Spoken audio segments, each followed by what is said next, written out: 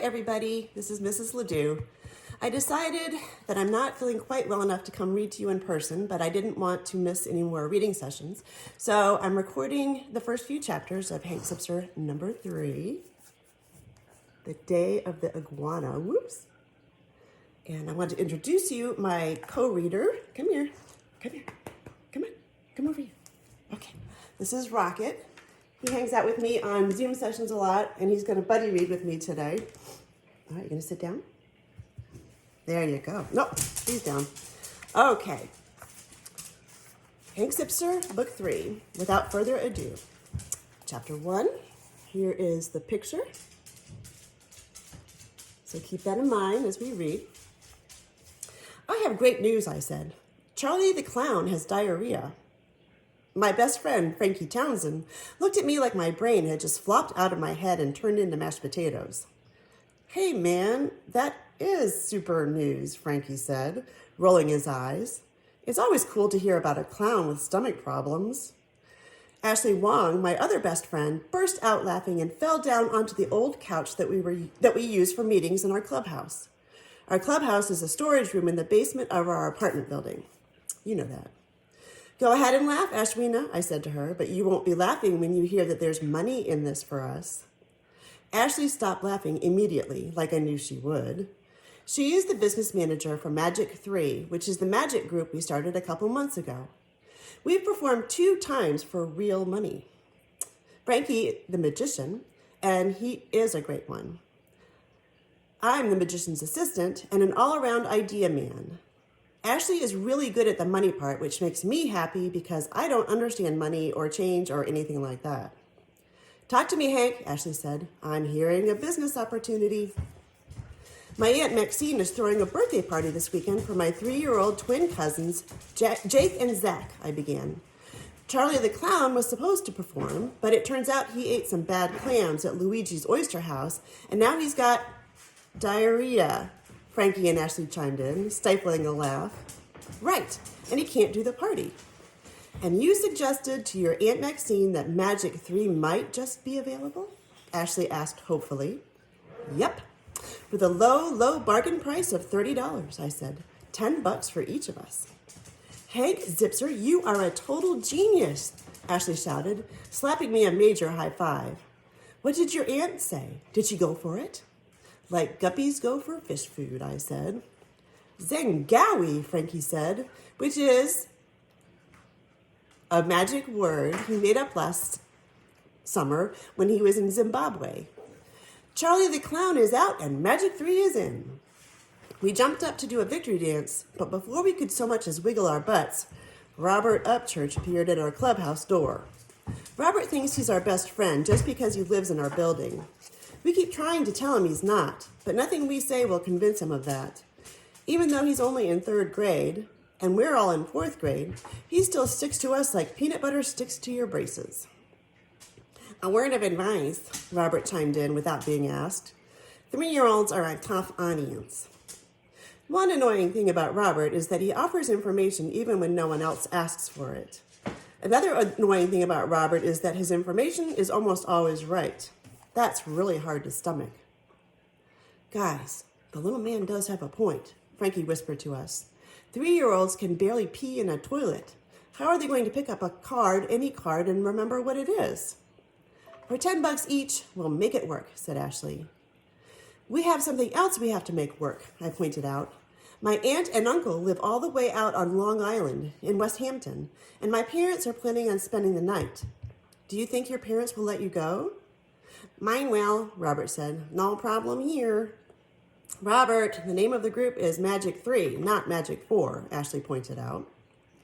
That's 3, Hank, Ashley, and me, Frankie added. Robert looked at us with sad little puppy dog eyes on his sad, skinny little face. Guys, you wouldn't go without me, would you? He whined. You're my best friends. No, we're not, Robert. What are you going to do? Leave me here all weekend? Yes, we all said in unison. You can't go without me, Robert said. Can you picture it?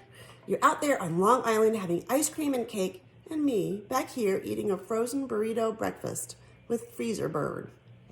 Robert sure knows how to guilt you. You don't even have to pay me anything. I'll assist for free. Actually, you'd have to pay us, Ashley said. It's a deal, Robert said. 75 cents apiece. $1, said Ashley. I told you she was great with money. Give me a break, Ashley, said Robert. I only get a third-grade allowance, and $1 is 7/8 of it. Ashley glanced over at me to see what we should do. I couldn't decide. We would definitely have more fun if we left Robert behind in New York. But he really wanted to go, and we're not cold-hearted kids. At least not totally. Chapter 2. Oh, it's a list. 10 excuses we could give Robert for why he can't come on the trip. Number 1, West Hampton is at the beach, and it's very windy. Robert could get picked up by the wind and blown out to sea. Okay, it doesn't happen often, but it could. Number 2, a flock of seagulls could mistake Robert for a large rodent and swoop down and carry him off to their nest. Okay, it doesn't happen often, but it happens. Number 3, Robert is a walking, talking encyclopedia of facts. My Aunt Maxine gets a rash if she hears too many facts. Number 4, my Uncle Gary gets a rash if my Aunt Maxine gets a rash.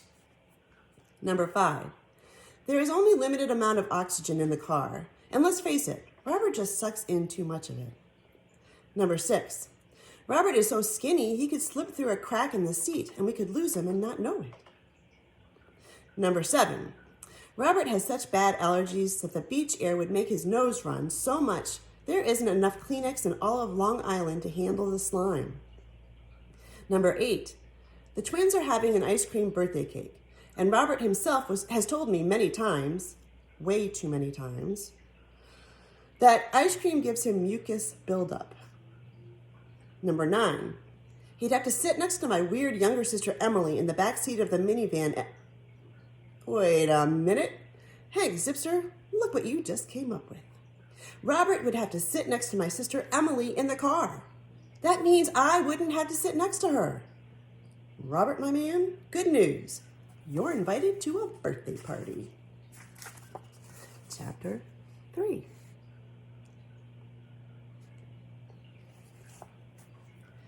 When I pointed out to Frankie and Ashley that they wouldn't have to sit next to Emily either, they agreed to let Robert come along.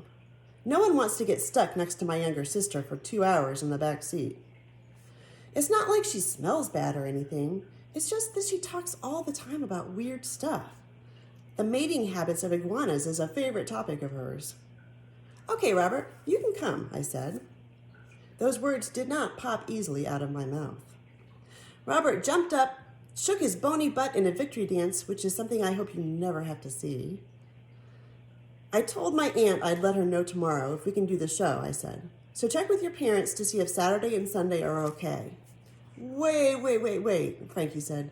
Zip, did you mean to say the party is this Saturday? Yeah, is that a problem? Not a problem, said Frankie. A tragedy. Make that a catastrophe. What's wrong? I didn't like the look on Frankie's face.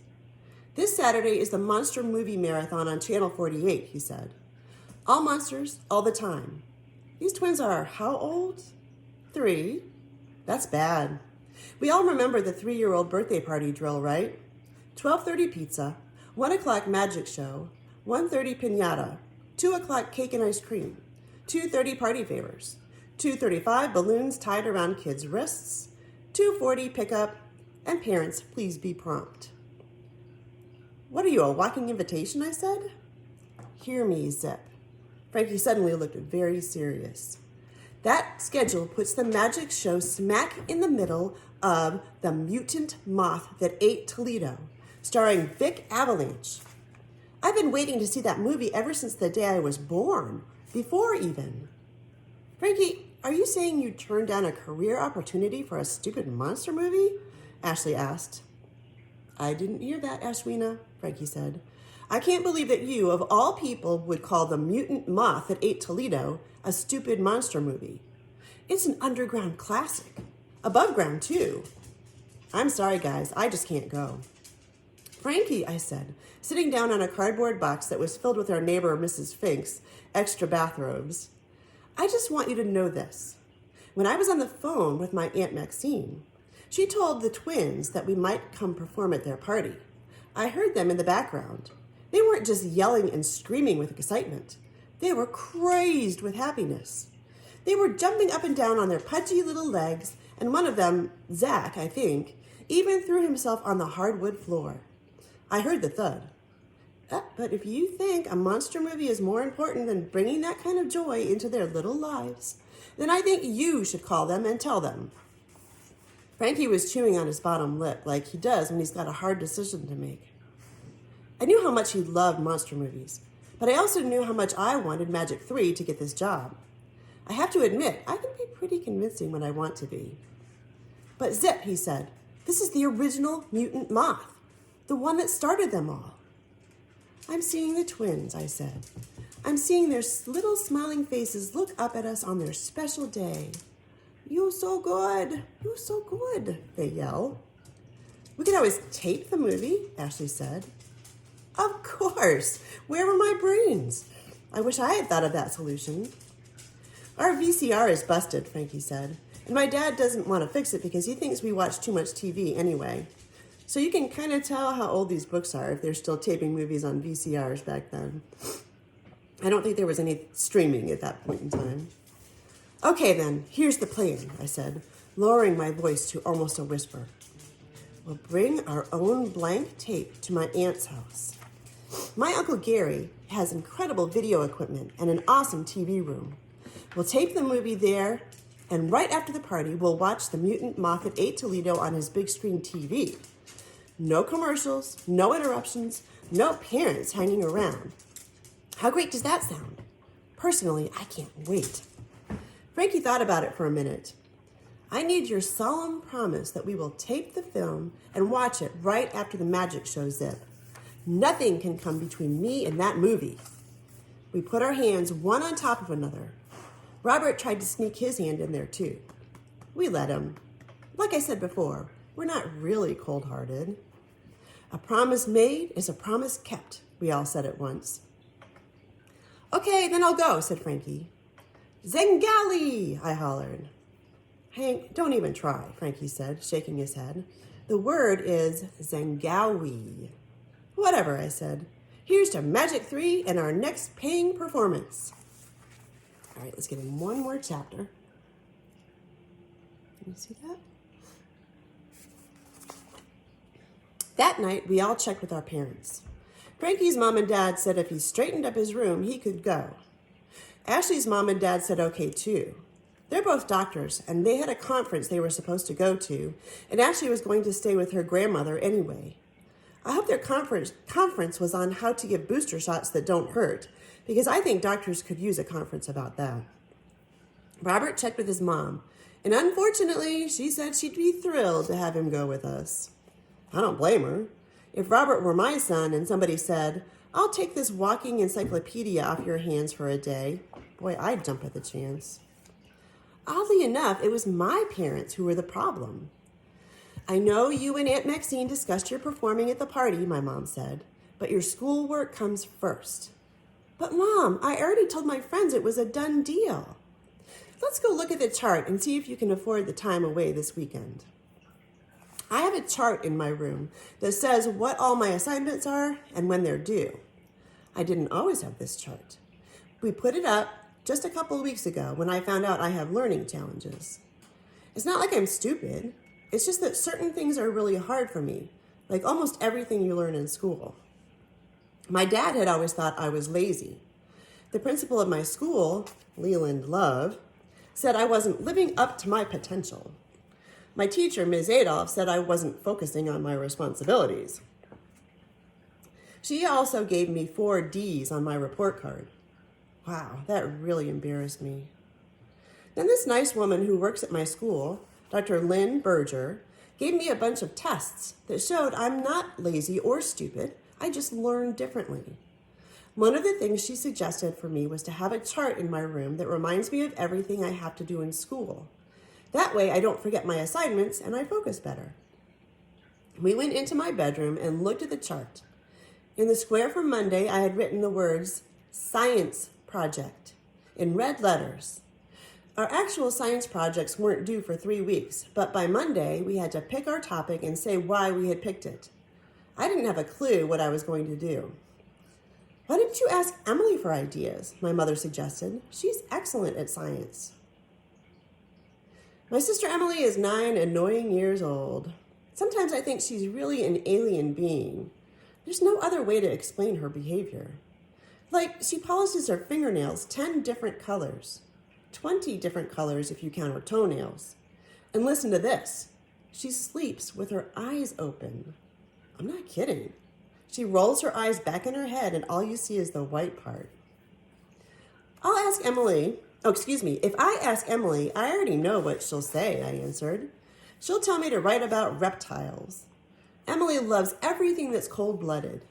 If it's ugly and has scales, you can count her in. What's wrong with reptiles? A voice from behind me said.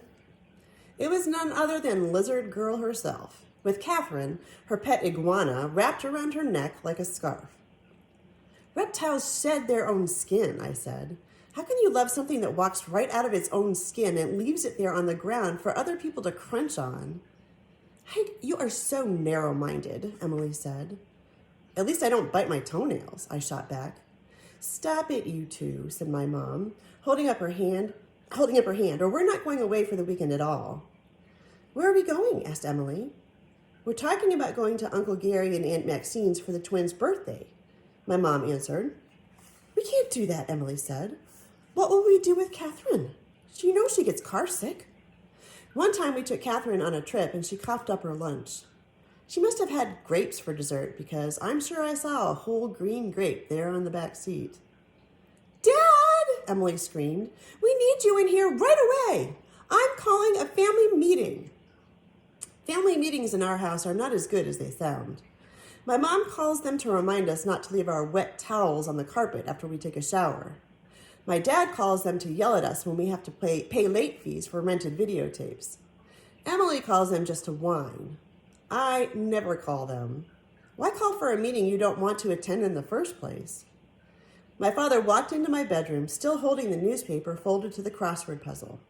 He's a crossword puzzle fanatic and proud of it. I'm in a very good mood, he said. You're looking at the man who just solved today's crossword in 6 minutes and 11 seconds. A personal best. Congratulations, Dad, I said. Thank you, Hank. Now, what's the problem, Emily? I'm in a problem-solving mood. Mom says we're making plans to go away for the weekend. No one has made plans for Catherine. Is she not a member of this family? I vote no, I said immediately. She can't stay here alone, Emily whined. She's afraid of the dark. Maybe Papa Pete can look after the beast, I suggested. Papa Pete is my grandpa and the single best human being in the whole world. Catherine is not a beast, Emily said. I was referring to you, I said. That's enough, Hank, my mother said. Besides, Papa Pete can't look after Catherine. He's staying out in West Hampton for a couple of days. He wouldn't miss the twins' birthday. He's their grandfather, too. What did we do with the animals when we went to Niagara Falls last summer? My father asked. We left Cheerio with Mrs. Fink next door, I said. Cheerio is our beige dachshund. We call him that because he's always chasing his tail, and when he spins around in a circle, he looks like a Cheerio. I'll bet Mrs. Fink would watch him again. They really bonded. Catherine stayed at the pet store, Emily said. George took care of her. You remember George, Dad, I said. The pet store guy that looks like a gerbil. He does not, Emily said. He just has a very furry beard. It starts at his eyebrows, I said. Emily, why don't you find the phone number of the pet store, Dad suggested. It's pets for you, letter U, and me, Mom said. The number is on the wall by the kitchen phone. Call and find out how much it would cost to keep Catherine there overnight, Dad suggested. Does that mean we're going? I asked my mom. I'll work on my science project in West Hampton, I promise. My mom thought for a moment. Okay, we'll go, she said. Mom, you're the greatest, I said, giving her a big hug. It's about time you realize that, she said, hugging me back. And we will end there. And if I have time, I'll do at least one more session this weekend so we can kind of get caught up because we still have our goal of getting to 5 books. Was it 5? And we're just starting number 3. We really have to get disciplined. I hope to see you next week in person and have a great weekend. Bye.